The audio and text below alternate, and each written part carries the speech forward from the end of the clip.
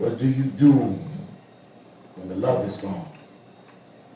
And moving on is your only option, but you're not apt to do that, and your breaking point has been stretched to the point of no return, though you still yearn to be with her.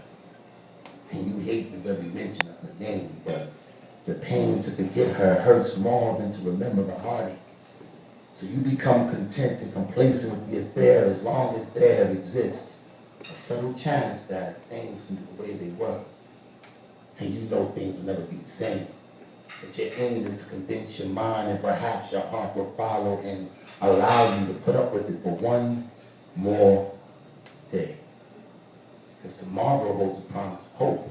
So you cope with the abuse because you'd rather be self-deluded than deal with the conclusion that she's gone. And you'll endure all of this in the name of love. But is it love? I mean, in theory we'll perceive so. I mean, can love be that cold? So insensate that it would compromise everything you are and stand for just off the mere premise that it can. Can this be what we live, strive, and die for? And some would say, don't question love. It is what it is, but if this is all there is, then it's not enough. And someone has to answer why there lies in a beige tub a brown girl, 19, with vertical slashes along the traces of her veins soaking in a pool of shame, the same hue as her menstrual. Though she's 6 months pregnant and lifeless, and the child is too. All because he said he didn't love her.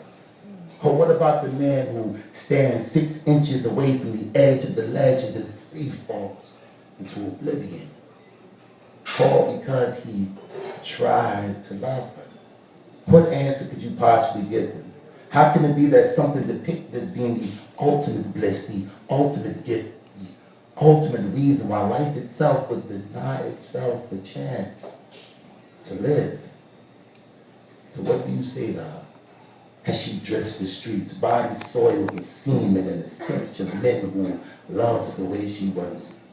And she'll go through 20 a day for her daddy, all because her daddy was gone. And she'll stroll that strip from 11 until the early morning in inclement weather with pumps and a fistful of promises, all for the love of her daddy. And if you ask her, it's worth it. So what do you say to him when every woman he has ever encountered counted on the fact that he wasn't savvy enough to understand that love was dependent upon the digits in his account to account for all the hugs and kisses that he thought was genuine? And he would spend every cent to have a sense of attachment to something, anything he can remotely equate to love. So please excuse his lack of elation when the mere mention of the word causes his face to cringe with discontentment, eyes glisten with emotion as his bottom lip trembles when he mumbles, "She never loved me." So what do you do?